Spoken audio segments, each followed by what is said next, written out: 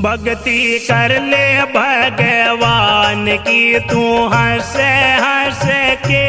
भक्ति कर ले भगवान की तू हंस हंस के। हे जी हंस हंस के, हे जी हंस हंस के। भक्ति कर ले भगवान की तू हंस हंस के।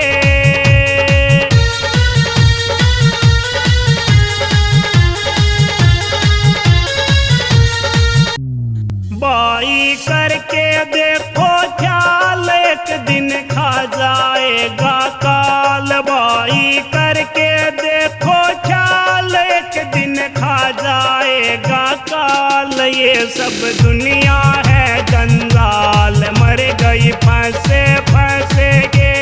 भक्ति कर ले भगवान की तू हंस हंस के।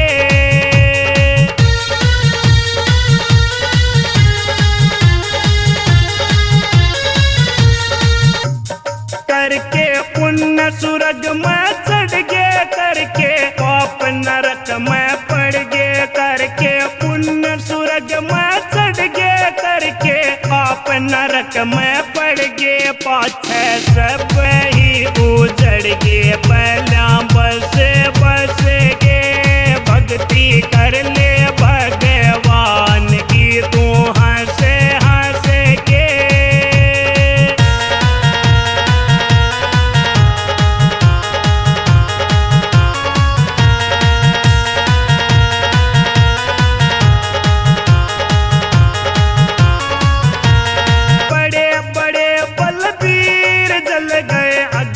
में शरीर हो गए बड़े बड़े बलबीर। जल गए अग्नि में शरीर, मारे काल बलि ने तीर। उनके कैसे कैसे के।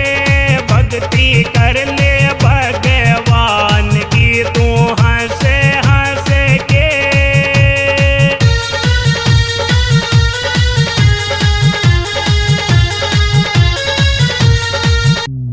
माया ममता रफल दुनाली, मारे सूरवीर बलशाली। माया ममता रफल दुनाली, मारे सूरवीर बलशाली।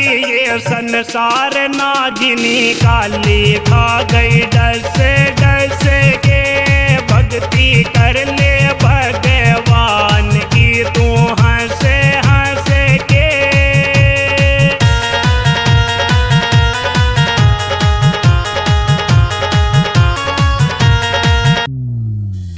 ओमकारानंद मत वाला, पी ले राम नाम का प्याला। कै ओमकारानंद मत वाला, पी ले राम नाम का प्याला। हो जा हृदय में उजियाला, ज्योति तैसे